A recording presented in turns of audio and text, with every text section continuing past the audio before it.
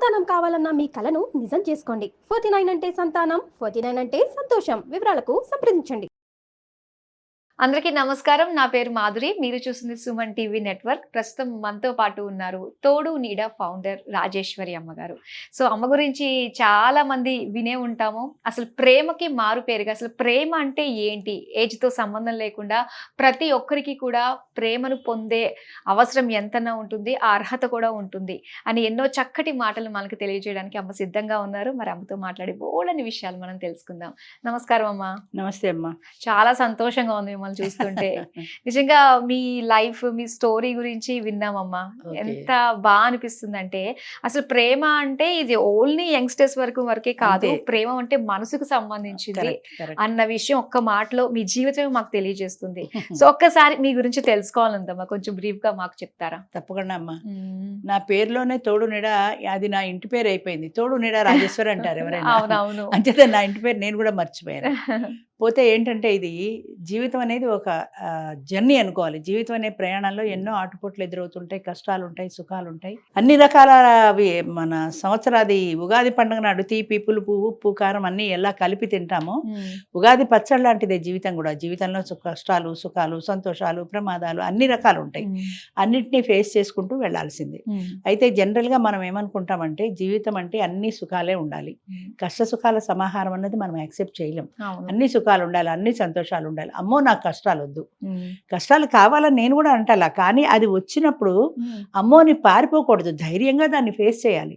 నా జీవితంలో అనుభవంలో నేను నేర్చుకున్నది అది. ఒక్కొక్క కష్టాన్ని ఒక్కొక్క పాఠంగా నేర్చుకున్నాను. అలా ఎదుర్కొంటూ వెడుతున్న కొద్దీ ఈ జీవితంలో అనుభవాలన్నీ నన్ను కూడా రాటా తీర్చాయి. అంటే ఒక కాన్ఫిడెన్స్ వస్తుంది మీ మీద, మీకు ఒక ధైర్యంగా ఎదుర్కొన్నప్పుడు ఒక సమస్యని మీ మీద మీకు నమ్మకం వస్తుంది, ఇది ఎలా ఎదుర్కోవాలనే ధైర్యం వస్తుంది. ఇవన్నీ రావాలంటే మీకు కష్టాలు రావాలని నేను మళ్ళీ చెప్తున్నా అనుకోవటాల, కానీ వచ్చినప్పుడు ఎదుర్కొనే ధైర్యం ఉండాలి అంటున్నాను నేను. అది చాలా అవసరం. నా జీవితంలో నేను నేర్చుకున్నది అదే. నా జీవితంలో వచ్చినటువంటి ఎటువంటి సందర్భం వచ్చినా అలాగే ధైర్యంగా ముందుకెళ్ళాను, అలాగే నేర్చుకున్నాను. ఇప్పుడు ఈ తోడు నీడ కూడా అలా స్టార్ట్ చేసింది. ఇప్పటికి 15 సంవత్సరాలు అయింది. 15 సంవత్సరాల నుంచి ఇది చేసుకుంటూ వెళ్ళాలో. ఇందులో కూడా ఎన్నో సమస్యలు ఉన్నాయి, ఎన్నో రకాల గొడవలు ఉన్నాయి. అన్నింటినీ ఛేదించుకుంటూ అలా ఒక్కొక్కటి అది చేసుకుంటూ వెళ్ళిన కొద్దీ నా కాన్ఫిడెన్స్ లెవెల్స్ కూడా పెరుగుతున్నాయి. నేను ఇది సాధించగలను, ఎందుకు సాధించలేను అనే పట్టుదల పెరుగుతుంది. ఆ పట్టుదలతోటే నాది వన్ మ్యాన్ ఆర్మీ లాంటిది, వన్ ఉమెన్ ఆర్మీ.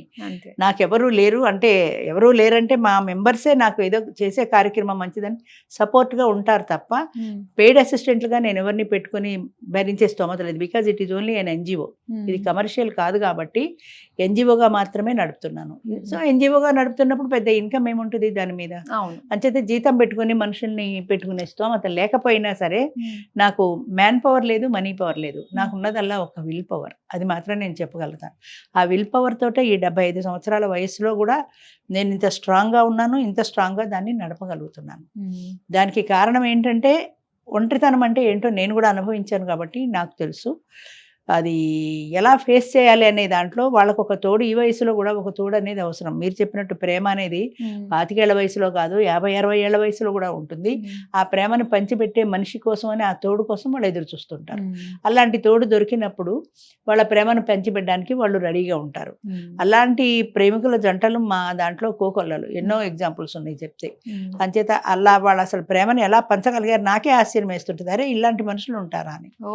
అంచేత అది ఒక అద్భుతమైన అనుభవం అమ్మ. అది వాళ్ళ అనుభవంతో అనుభవించాల్సిందే తప్ప చెప్తే తెలిసేది కాదు. ఈ ప్రయాణం 15 సంవత్సరాల నుంచి ఇలాగే నడుస్తుంది. ఇక ముందు ఎన్నాళ్ళు నడుస్తుందో తెలీదు. I'm also a senior citizen. అంచేత దీన్ని ఇలా నడుపుకుంటూనే పెడుతున్నాను కేవలం విల్ పవర్తో. అదృష్టం ఏంటంటే నాకు మా మెంబర్సే నాకు సహకరిస్తూ ఉంటారు ఏదైనా మీటింగ్ అది ఉన్నప్పుడు. నిజంగా నిస్వార్థంగా జరిపిస్తున్న ఒక యజ్ఞం లాంటిదే చేస్తున్న కార్యక్రమం అంతే. అయితే అమ్మ మీరు ఎంతో మంది జంటల్ని చూసారు, ఎంతో మంది మనుషుల్ని చూసారు. అయితే అంటే కొత్తగా పెళ్లి చేసుకోబోయే వాళ్ళు, సో కొత్తగా పెళ్లి చేసుకుని చక్కగా లైఫ్ స్టార్ట్ చేయాలి అనుకునే వాళ్ళు, పెళ్ళైన తర్వాత వాళ్ళు ఎలా ఉంటారంటే పెళ్లికి ముందే కావచ్చు, సో నావన్నీ కూడా నేను చాలా ట్రాన్స్పరెంట్ గా ఉండాలి, నా పార్ట్నర్ కి అన్ని విషయాలు షేర్ చేయాలి, అంతకు ముందు వాళ్ళు చేసిన తప్పొప్పులు అన్ని కూడా షేర్ చేసుకుంటూ ఉంటారు. అది ఏదో ఒక టైంలో ఖచ్చితంగా పట్టుకుంటారు, అదే పెద్ద విలన్ అయిపోతుంది. సో అసలు పెళ్ళైన జంట, పెళ్లి చేసుకోబోయే జంట ఎలాంటి విషయాలు షేర్ చెయ్యాలి, చేసుకోకూడదు అంటారు? దీని మీద నేను ఎదురు కూడా ఒక వీడియో చేశాము. ఏంటంటే ఇప్పుడు మనం చాలా ట్రాన్స్పరెంట్గా ఉండాలనుకుంటాం, కరెక్టే. కానీ నీ ట్రాన్స్పరెంటెన్సీని అవతల వ్యక్తి ఎలా రిసీవ్ చేసుకుంటాడు? ఇప్పుడు ఒక వ్యక్తితో సపోజ్ నీకు పెళ్లికి ముందు పరిచయం అయింది, పెళ్లి చూపులు అయ్యాయి, ఆయన పెళ్లి చేసుకుంటా అన్నాడు, కొద్ది రోజులు మాట్లాడుకున్నారు, ఏదో కారణాల వల్ల అది క్యాన్సిల్ అయిపోయింది, తర్వాత ఈయన్ని చేసుకుంది. ఈయన్ని చేసుకున్న తర్వాత నేను చాలా ట్రాన్స్పరెంట్గా ఉండాలనే ఉద్దేశంతో ఏమండి గతంలో ఎవరితోటో ఒక ఆయనతో మాట్లాడాను, కానీ ఆయనకి నాకు ఏదో కారణాల వల్ల కుదరలేదు, అంచేత అది వదిలేసాము, మిమ్మల్ని చేసుకున్నానని చెప్తుంది. ఆయన మైండ్లో పరపురుషుడితో మాట్లాడింది అన్న ఒక అనుమానం బీజం మొదలవుతుంది. ఆయన మంచివాడైతే లైట్గా తీసుకుంటాడు. ఆ అనుమానం మొదలైతే ఆమె ఏ ఫోన్ మాట్లాడినా వాడితోటే మాట్లాడుతుందేమో అని అనుమానం వస్తుంది. ఎవరితో మాట్లాడుతున్నావు, ఏం చేస్తున్నావు, లేకపోతే ఆమె ఆబ్సెన్స్లో ఆమె ఫోన్ కాల్స్ ట్రై చేయడం, ఇలాంటి గందరగోళాలు, అన్యోన్యంగా సాగవలసిన దాంట్లో చిన్న చిన్న ఇలాంటి హర్డిల్స్ మొదలవుతాయి. అలానే దాన్ని దాచమని నేను చెప్పట్లా, ఏది ఎంతవరకు అవసరమో అంతవరకే చెప్పాలి. అవతల వ్యక్తి దాన్ని ఎలా తీసుకుంటాడో నీకు తెలియనప్పుడు, అది కొత్తలోనే స్టార్టింగ్లోనే మీరిద్దరూ కలిసి సంసార జీవితం ప్రారంభించే మొదటి రోజు రాత్రి నువ్వు వెళ్ళి ఇవన్నీ చెప్పేస్తే ఆయన రియాక్షన్ ఎలా ఉంటుందో ఎరగదు కదా. అలాగే ఆయన కూడా, మా ఆఫీస్లో ఒక టైపిస్ట్ ఉంది, ఒక స్టెనో ఉంది, ఆమెతో నేను చాలా క్లోజ్గా తిరిగాను, కొన్నాళ్ళు కాఫీ షాప్కి వెళ్ళాము, డిన్నర్లు కూడా చేసాము, ఇవన్నీ చెప్పాడు అనుకో, ఆమెలో సహజమైన జలసి వస్తుంది. నా భర్త నాకే సొంతం అనుకున్నాను, ఎవరితోటో కొంత గ్రంథం నడిపాడన్నమాట అనే జలసి ఆమెకు కూడా సహజంగా వస్తుంది. అది దాన్ని ఎవరు కాదనలేరు. అయితే అలా వచ్చినప్పుడు ప్రతిదీ ఆ అమ్మాయికి అనుమానం దృష్టితోటే మొదలెడుతుంది. ఆయన కాస్త మంచిగా తయారైతే, ఏంటి ఏదో స్పెషల్గా తయారయ్యారు వాళ్ళ, మీ గర్ల్ ఫ్రెండ్తో ఎక్కడికైనా వెళ్తున్నారా, ఇలాంటి క్వశ్చన్స్ వస్తాయి. ఆయన ఏదో విసురుగా సమాధానం చెప్పాడు అనుకో, దాంతో ప్రశాంతంగా సాగవలసిన జీవితంలో అల్లకల్లోలం మొదలవుతుంది. అంచేత చెప్పొద్దు అని నేను అంటలా, చెప్పాల్సిందే. ఎవరు ఎంతవరకు ఎక్కడ ఎప్పుడు ఎలా చెప్పాలనేది తెలియాలమ్మా. మెయిన్ తెలియాల్సింది ఏంటంటే ఏ సందర్భంలో చెప్పాలి, ఎక్కడ చెప్పాలి, ఎప్పుడు చెప్పాలి, ఎలా చెప్పాలి. అసలు చెప్పాలా అక్కర్లేదా, చెప్పినా ఎంతవరకు చెప్పాలి. చెప్పడం తప్పు కాదు, కానీ నువ్వు ఉన్నట్టు ట్రాన్స్పరెంట్గా చెప్పేస్తే అవతల వ్యక్తికి కూడా రిసీవ్ చేసుకునేవాడు అయ్యి ఉండాలి.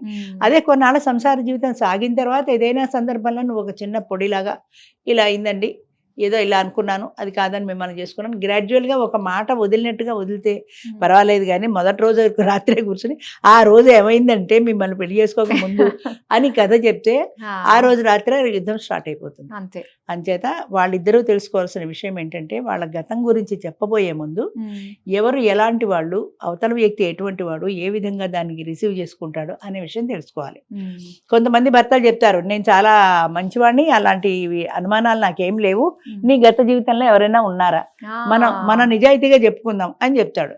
ఆయన చాలా ట్రాన్స్పరెంట్ గా ఉంటాను అంటున్నాడు కదా అని ఇవిడ చెప్తుంది. అక్కడి నుంచి గొడవ మొదలవుతుంది. ట్రాన్స్పరెంట్ గా ఉంటాను అన్నంత మాత్రాన ఉంటాడు అనే గ్యారంటీ లేదు. మాటల్ని నమ్మకూడదు ఎప్పుడు కూడా. అందుకని ఇద్దరు మాట్లాడుకునే ముందు కొన్ని రోజుల తర్వాత అతని బిహేవియర్ ఏంటి, అతని యాటిట్యూడ్ ఏంటి, ఎలా ఉంటుంది అని తెలిసిన తర్వాత ఆ అమ్మాయి రియాక్ట్ అయ్యి, ఏమండి అనుకోకుండా ఏదో ఇలా జరిగిపోయింది, అయినా ఇప్పుడు నేను చాలా హాయిగా ఉన్నానండి మిమ్మల్ని పెళ్లి చేసుకోవటం వల్ల, గతంలో అది చేసుకోకపోవటమే మంచిదయింది అన్నట్టుగా మాట్లాడితే, ఆహా నన్ను చేసుకుని హాయిగా ఉంది కదా అనుకోవచ్చు. అంచేత మాట్లాడే విధానంలో కూడా ఉంటుంది.